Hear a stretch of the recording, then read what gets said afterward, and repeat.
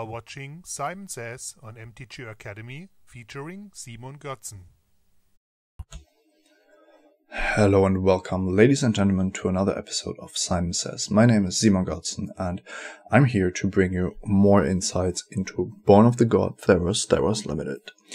I just returned from Barcelona where we covered the Team GP that was Team Limited, first sealed on day 1, sealed on day 2, and then Team Draft for the top 4.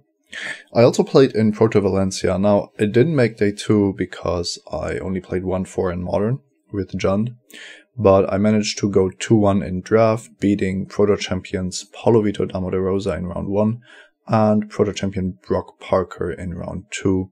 Eventually losing the finals. I did draft a sweet green-red deck. Maybe I'll have another intro talking about how that came to be. But one thing that I've learned about the format is that I really want to be green if I can make that possible. That doesn't mean that green is the best color. I think that white is the best color to draft. But green is open more often, and there is simply not many cards in Born of the Gods that actively make people go into green. So you can position yourself really well, something that I think is important in any draft format, but in this one in particular.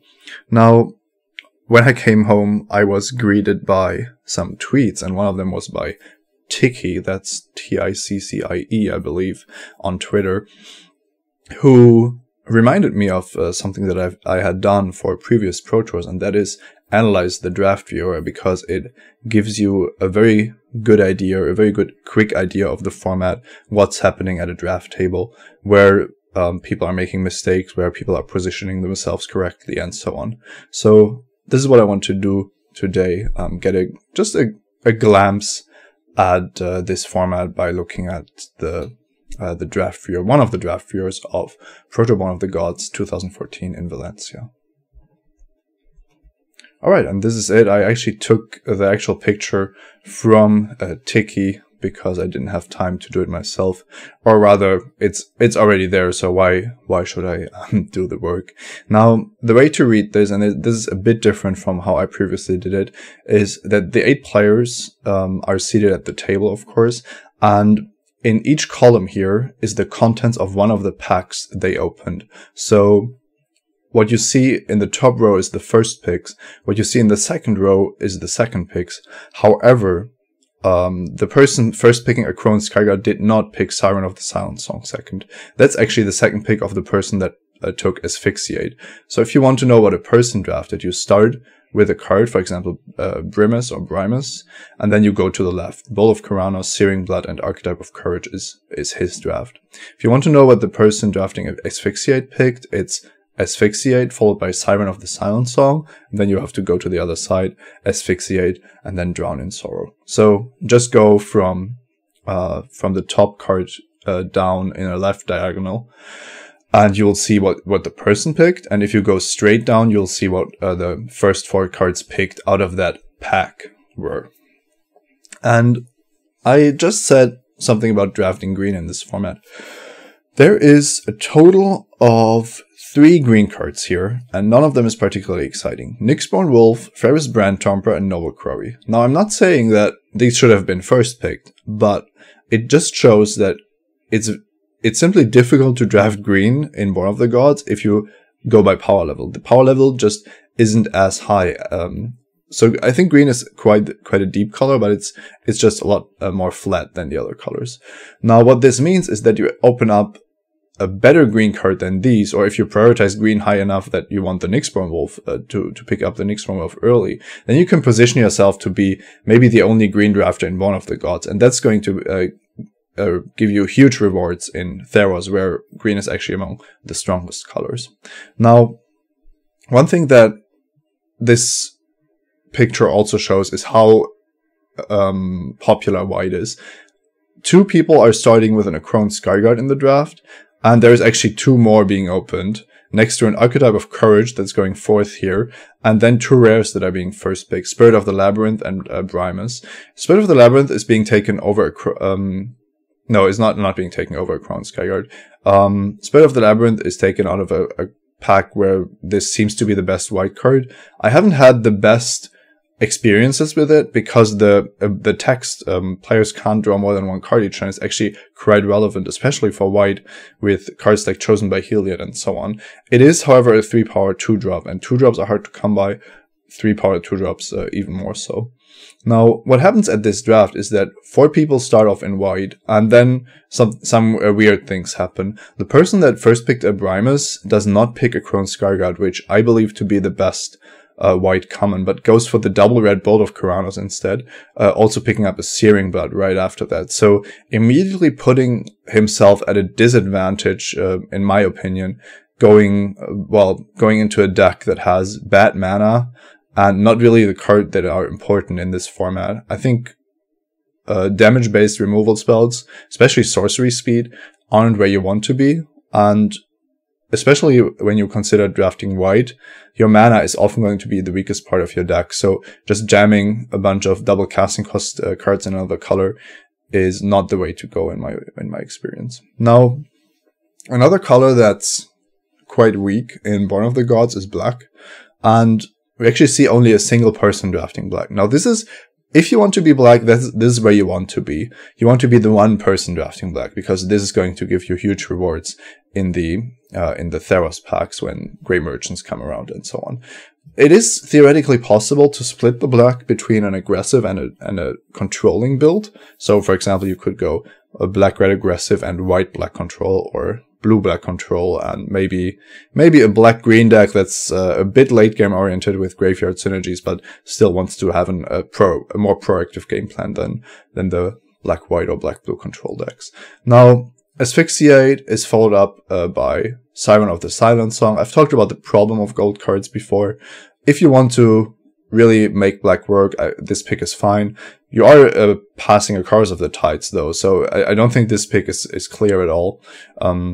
I personally almost never start my drafts with Asphyxiate, which leads to me rarely being black, but it also means that I won't have this weird sorcery speed double black removal spell that you kind of have to cast as soon as you can, because otherwise your opponent will just put an aura on your creature, attack with it, and you'll never be able to cast it again.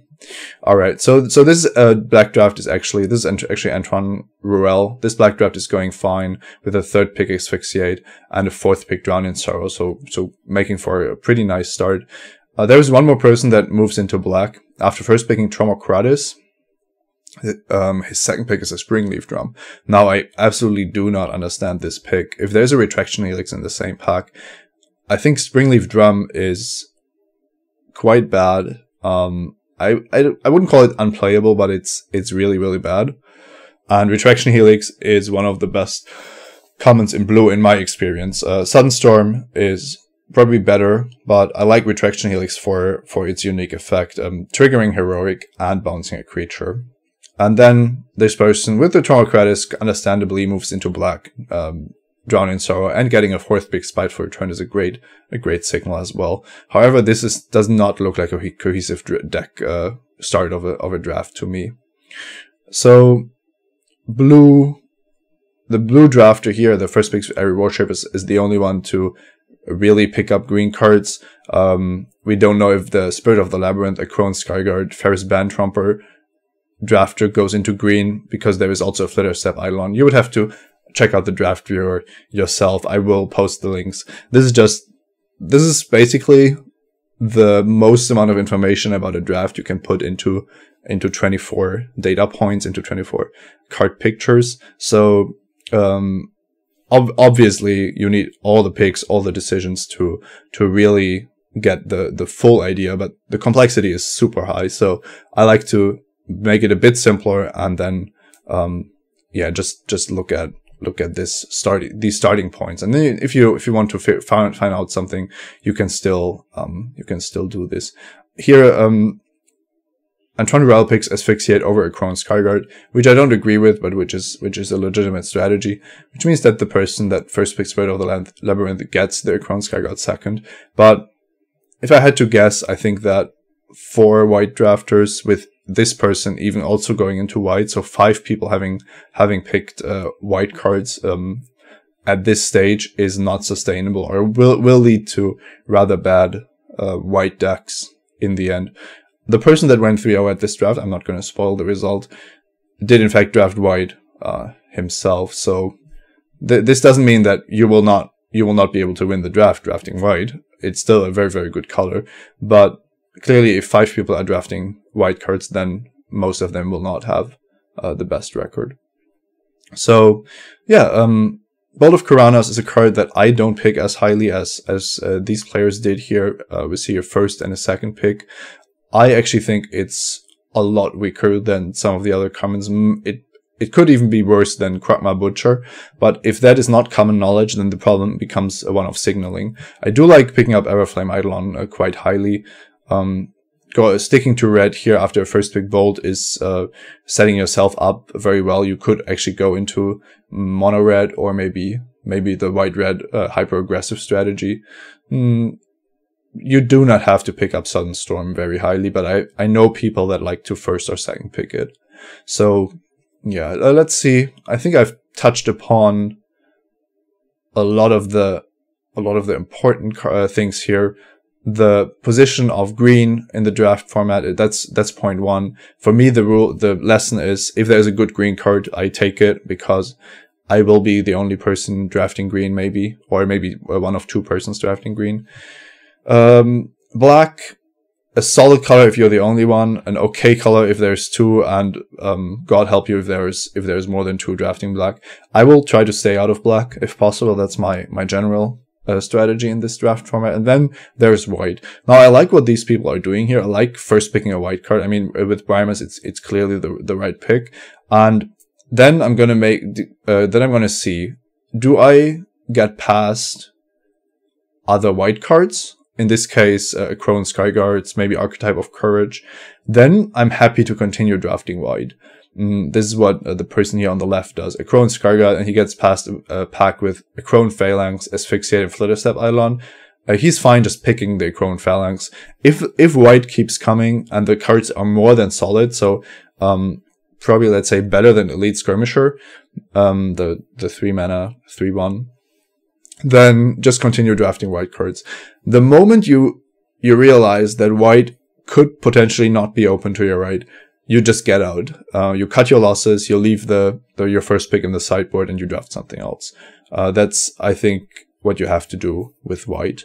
Blue and red are both solid to draft. You have to have a clear plan, though. And as I've said, Bolt of Kuranos has its problem. Tromokratis as a first pick is also ambitious. I think Everflame Eidolon and Sudden Storm are better cards to first pick than the 7-drop rare. Once again, signaling also plays an important role, given that you are at the Pro Tour and you don't know what people to your right and left will actually be doing, what kind of strategies they have planned. And yeah, that basically covers all the colors in this draft format. Each draft is going to be different. This is just a snapshot, but it is a great glance at how this format develops during the early picks and what we can learn from that. If there's interest, I'm happy to just look at the other draft viewer that covers the second day draft and do a similar analysis. Now this is going to be from, I suppose, table 1 or one of the top tables, so we might actually see a bit of a difference in how players would go about positioning themselves in the first pick. And I still have one more one more opening discussion where I could actually talk about my own draft, which I thought was quite interesting. I didn't think that the decisions were tough, but I think that a lot of people would have made other choices than what I ended up doing. All right, that's it from me for the opening discussion. I will leave you with a sweet Born of the God Theros draft, and I'll be back in 2 weeks. See you then.